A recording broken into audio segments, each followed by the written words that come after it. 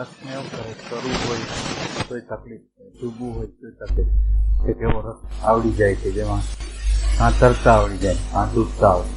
એટલે આપણે પ્રશ્ન એમ કરીશું કે આ તરવું છે અને ડૂબવું છે એ કોને? ખરેખર તરવા માંગે છે, ખરેખર ડૂબવા માંગે છે કે નહીં?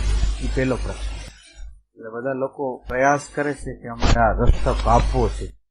અવસ્થામાં આવે તો એ અવસ્થાથી જ જાય. એટલે ખરેખર આપણે પ્રશ્ન એવો કરીશું કે ખરેખર ડૂબવું છે કે ખરેખર તરવું છે? ખરેખર ઈચ્છા છે કે આપણે દેખાવ કરી છે? એટલે આપણે શું કરવા માંગીએ છીએ? રિયલ સેન્સમાં શું કરવા માંગીએ? એટલે આ જે પ્રશ્ન છે ને એ અંદરની પ્યાસનો છે. આપણી અંદર પ્યાસ હશે તો તરશું ખરા, ડૂબશું ખરા. તો આપણી અંદર એવી પ્યાસ છે કે નહીં, એ આવો આપણો પ્રશ્ન જે છે એ આ છે. એટલે પ્યાસ એવી વસ્તુ છે કે જે આપણને ખરેખરો જે રાઈટ રસ્તો હોય એ રસ્તા ઉપર આપણને દોરી જાય. એટલે હવે આપણે આપણી જાતને જ પ્રશ્ન કરવાનો છે કે ખરેખર મારે શાંતિ જોઈશે, ખરેખર મારે પ્રેમ પ્રગટાવો છે, આનંદ પ્રગટાવો છે, સમજ પ્રગટાવી છે. એ આપણો પોતાનો પ્રશ્ન છે. એટલે હવે તમને પ્રશ્ન પૂછું છું કે ખરેખર રિયલ સેન્સમાં તરવું છે, ડૂબવું છે, શું કરવું?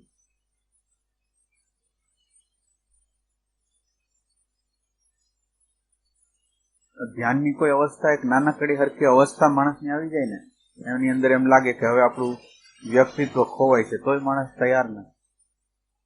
ખાલી ધ્યાનની અવસ્થા સારી અવસ્થા હોય અને એ અવસ્થાની અંદર એ ભય લાગે છે. તો હવે આપણે તરવું છે કે ડૂબવું છે?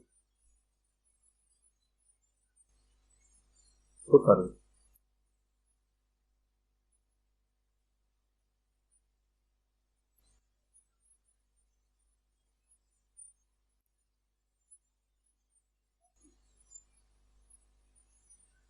કરવા માંગીશ, ડૂબવા માંગીશ, શું કરવા માંગીશ?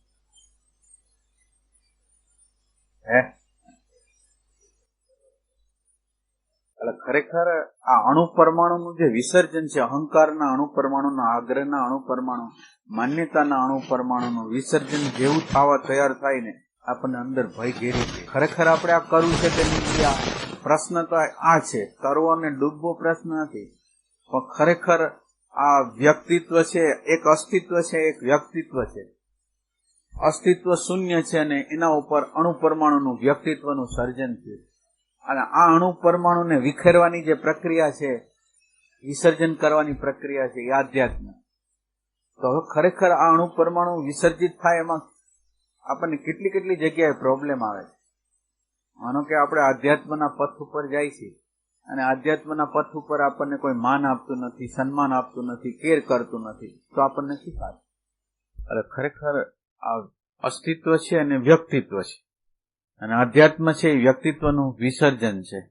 તો આપણી પૂરેપૂરી તૈયારી છે કે વ્યક્તિત્વનું વિસર્જન કરવું છે. આપણા ઘરમાં છીએ, આપણા આજુબાજુના પાડોશમાં છીએ, સગામાં છીએ, સંબંધીમાં છીએ, અને આપણને જાણે કે કોઈ ઇગ્નોર કરતું હોય, આપણને કોઈ માન ન આપતું હોય, આપણી કોઈ કેર ન કરતું હોય, તો એ આપણને ગમશે ખરું? આપણને ગમશે? એટલે પહેલો પ્રશ્ન આપણે એમ કરીશું કે તરવાનું ત્યારે બનશે કે જ્યારે આવા પ્રકારના અણુ પરમાણુમાંથી આપણે બહાર નીકળી ગયા હશું. તો હવે આપણે આપણી જાતને પ્રશ્ન કરીશું કે આ બધા લોકો વિરુદ્ધાભાસ કરશે ત્યારે આપણને ગમશે ખરું? શું થશે? ગમશે? તમારે અમુક કામ કરવું છે, તમારે અહીં સત્સંગમાં આવવું છે, તમારા ઘરના એમ કે નથી આવવાનું, ગમશે? તમારે કંઈક બીજું કંઈક કરવું છે અને તમને એમ કે છે આ નહીં કરો, ગમશે? શું થશે? તમારે તરવું છે અથવા ડૂબવું છે. તો હવે અણુ પરમાણુ તરવું હોય તો આ અણુ પરમાણુને છોડવા પડે, ડૂબવું હોય તો આ અણુ પરમાણુને છોડવા પડે. તૈયારી છે? અણુ પરમાણુ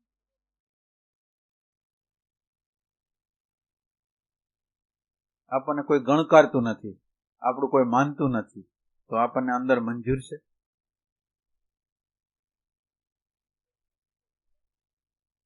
અહંકાર છે એ પોતે પ્રોબ્લેમ છે. એટલે અહંકાર છે એ પ્રોબ્લેમ છે એવું લાગે કે અહંકાર ની સાથે કોઈ વ્યવહાર બરાબર નથી કરતું એટલે પ્રોબ્લેમ છે. સાધક લોકો એ બરાબર રીતે સમજવાની જરૂર છે કે મારો આ વૈરાગ્ય છે એ અહંકારની વિરુદ્ધ જાય છે એટલે છે કે ખરેખર અહંકાર પોતે જ એવો પ્રોબ્લેમ છે કે નિરંતર રીતે કોઈને કોઈ પ્રકારમાં પ્રોબ્લેમમાં રાખે છે, એવો સાક્ષાત્કાર થાય. આપણને એવો ખ્યાલ આવે છે કે અહંકાર ને કોઈ આમ કઈ તકલીફ આપે છે એટલે આપણે આમ દુઃખી થઈ જઈએ, પણ અહંકારને દુઃખ આપ્યું હોય ને આપણે એને સુખનો અનુભવ કરતા હોય કે આ મારે માટે તક છે, આ અહંકારને જે ચેલેન્જ આવી છે એ મારા માટે તક છે, એમ કોણ માને? આ તરવા અને ડૂબવાનો જે આધાર છે આ જગ્યાએ કે પરિસ્થિતિઓ ગમે એવી વિકટ છે અને એ જે ચેલેન્જ મારા જીવનની અંદર આવી ગઈ છે એ ચેલેન્જને હું એમ કહું છું કે આ પરીક્ષામાં મારે પાસ થવાનું જ છે. આ અણુ પરમાણુ જો વિસર્જન ન કર્યું તો મારી અંદર આનંદ, શાંતિ, પ્રેમ, સમજ પ્રગટ થવાનું જ નથી. એટલે જેમ હોશિયાર વિદ્યાર્થીઓ એને પરીક્ષા આવે તો કેમ રાજી થઈ જાય, ગમે એવા પ્રશ્ન કરો કે અમે આ પ્રશ્ન ગમે ત્યાંથી તમે પ્રશ્ન કરશો અમે જવાબ આપશું, આપણી એવી તૈયારી છે. ગમે એવો જીવનનો અહંકારને ગમે એ ચેલેન્જ થતી હોય એવો પ્રશ્ન આવશે, અમે એના ઉપર કામ કરવા માટે તત્પર છીએ, એવું છે આપણને? તરવા અને ડૂબવાનો આધાર આ જગ્યાએ જ છે. અહંકાર છે એને પ્રોબ્લેમ થાય ને આપણે હલબલી જતા હોય તો તરી નહીં હગી, ડૂબી નહીં હગી. અને જો આ જગ્યાએ આપણે કામ કરવાનું છે રાજી ખુશીથી, એમ કે ફરજિયાત નહીં કે આ મારા માટે તક છે, અને મારા અહંકારને ચેલેન્જ કરી છે અને અમારે અહંકાર ઉપર કામ કરવું છે, લઘુતા ગુરુતાનો જે કઈ અનુભવ કરે છે એની પાર જવું છે, એવું છે આપણને?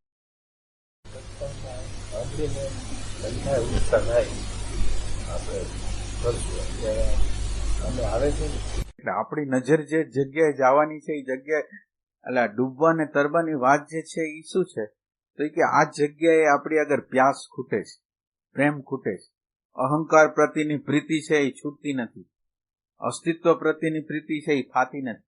એટલે અસ્તિત્વ પ્રત્યેની પ્રીતિ થતી નથી એટલે જ્યાં જ્યાં જે અણુ પરમાણુથી બનેલા છે એ અણુ પરમાણુને ઘા થાય છે ને એટલે પ્રોબ્લેમ થાય છે.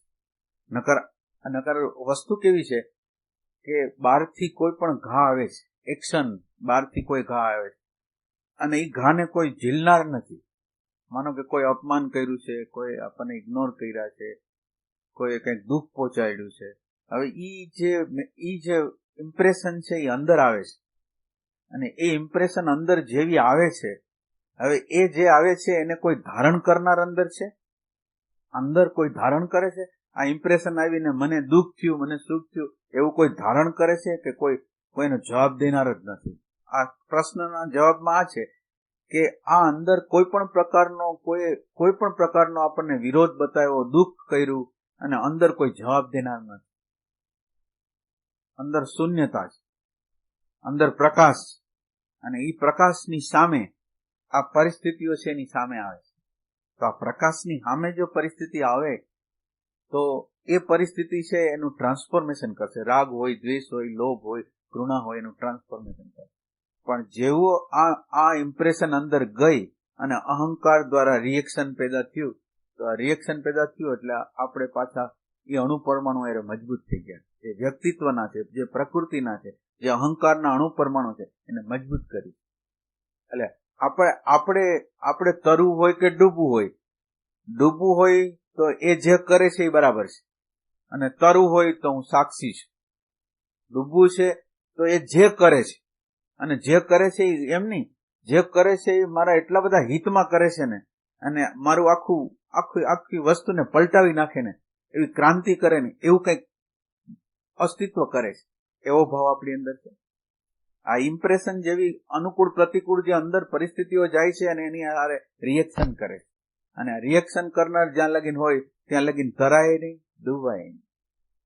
એટલે તરવા અને ડૂબવાની પ્રક્રિયા તો આપણે આ બેમાંથી એક જગ્યાએ હોય. અત્યારે મારી અંદર એક પરિસ્થિતિ, તરવા અને ડૂબવાનો આધાર હાલની પરિસ્થિતિ ઉપર છે. અત્યારે મારી પરિસ્થિતિમાં દુઃખ છે, સુખ છે, જે હોય છે, મારી અંદર જે અત્યારે પરિસ્થિતિ છે એ પરિસ્થિતિને હું કેવી રીતે ફેસ કરું, એ પરિસ્થિતિ છે એને અહંકારની ચેલેન્જ માનું છું કે ખરેખર ઉત્ક્રાંતિની સીડી માનું છું?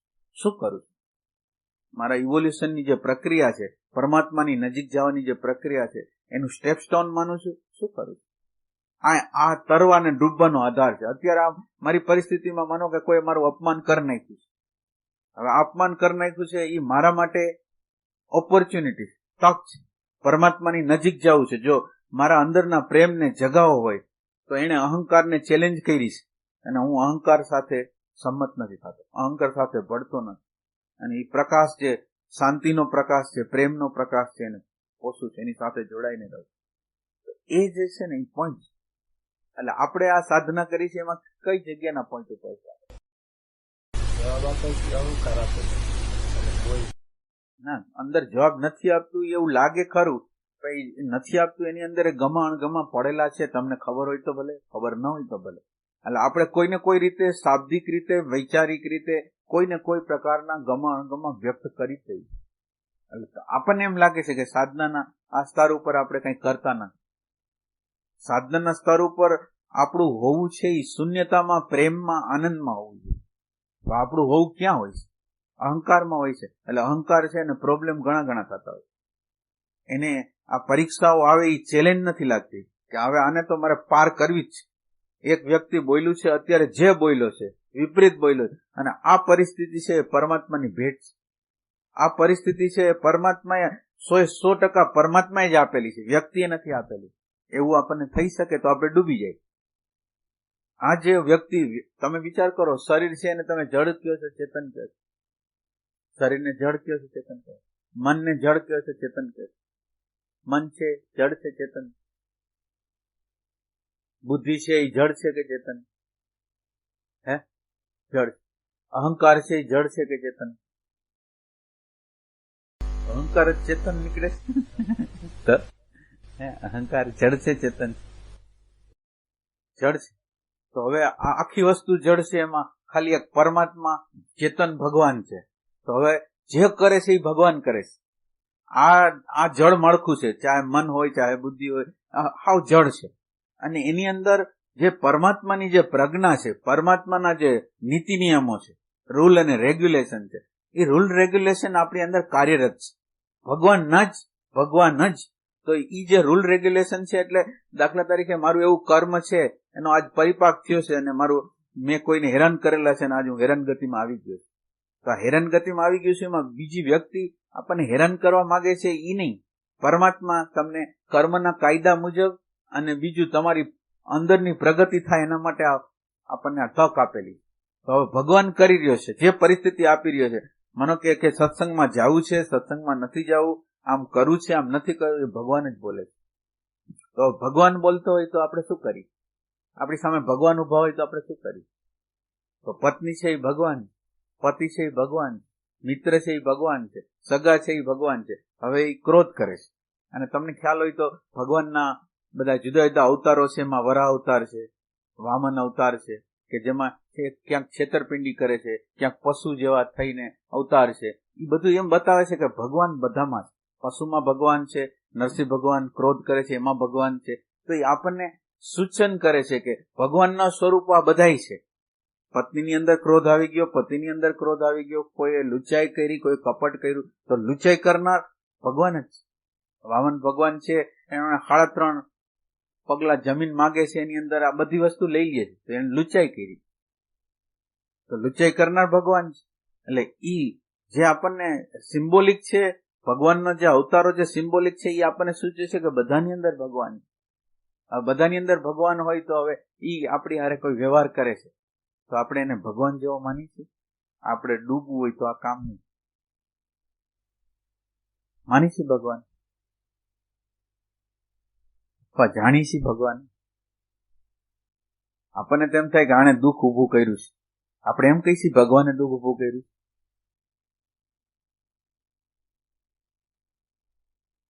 આ ગુરુજીએફ છે, આ ગુરુજીએફ ની એવા પ્રકારના ટીચર હતા કે એ પ્રકારની સિચ્યુએશન પેદા કરે. એને ક્રોધ આવે, એને લોભ આવે, એને ઘૃણા આવે, એની પાછળ ઈ જ હોય. ગુરુજીએફ હોય એની પાછળ હોય. એને કોઈ પણ પ્રકારની એવી સિચ્યુએશનમાં ચાઈ કરે ને ગોઠવી દે કે એની અંદર એને ક્રોધ આવે, એને ઘૃણા થાય. આવી સિચ્યુએશન પેદા કરે કોણ? તો કે ગુરુજી. અને ઈ સિચ્યુએશનમાં જે સાચો શિષ્ય હોય એને ખ્યાલ આવી જાય કે આ જે કરે છે એ ગુરુજી કરે છે, તો હવે ઈ કામ કરે કે એના ઉપર રિએક્શન કરે? ગુરજીએફ છે એ દ્રષ્ટાંત છે. હવે સિદ્ધાંતમાં પરમાત્મા છે એ ડાયરેક્ટર છે, અને બધી સિચ્યુએશન ખરેખર 100% ઈ જ ગોઠવે છે. હવે ઈ સિચ્યુએશન એને ચાહે ક્રોધની કરી હોય, ઘૃણાની કરી હોય, લોભની કરી હોય, લુચ્ચાઈની કરી હોય, તો ઈ જ છે. તો હવે આપણે શું કરીશું? નારાજ થશું, દુઃખી થશું, મોઢું બગાડી નાખશું, શોકમંદ થઈ જશું, શું કરીશું?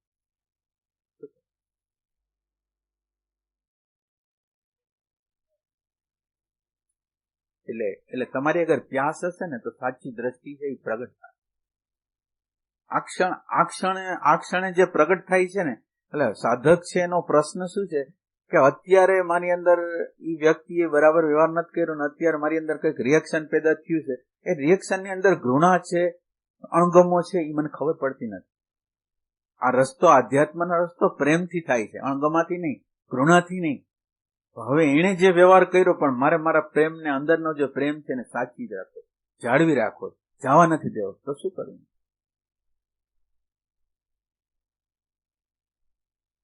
મારે જવા જ નથી દેવો, મારા અંદરના પ્રેમને જવા જ નથી દેવો. તો મને ત્રાસ લાગે. આજે મારી અંદર જે પડેલું છે એ પડેલું નીકળી જશે તો હું અમુકનો નિર્ભર વધારે થઈ જાય. મારા ક્રોધ જશે, મારો લોભ જશે, મારી ઘૃણા. અને મારો ક્રોધ, લોભ, ઘૃણા જાય ક્યારે? બીજા લોકો કંઈક ખડી કરે તો જાય. ખબર તો ત્યારે પડે કે મારી અંદર આ પડેલું છે. તો આમાં તરવું છે કે ડૂબવું છે?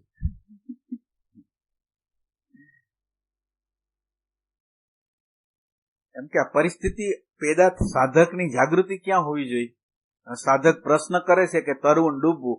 આ તરવું ડૂબવું નો અધર અહીંયા છે કે એ વ્યક્તિ, આપણા ઘરની વ્યક્તિ હોય ગમે તે, એને એક પરિસ્થિતિ પેદા કરી જે આપણને ગમે નહીં એવી, અને હવે એ પરિસ્થિતિ પેદા કરી છે. તમે ક્યાં છો? આ તરવા અને ડૂબવાનો પોઈન્ટ ક્યાં છો તમે? અણગમવામાં છો કે આ વ્યક્તિ કંઈક ઓળખતી નથી, સમજતી નથી, હું ક્યાં છું, હું સમજે, એવું કંઈ થાય? શું થાય?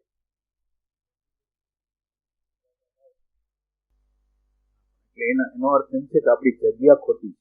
આપણે જે તરવા માંગીએ છીએ અથવા ડૂબવા માંગીએ છીએ એની જગ્યા, આપણે જે જગ્યાએ ઉભા છીએ ત્યાં તરી નહીં શકીએ અને ત્યાં ડૂબી નહીં શકીએ.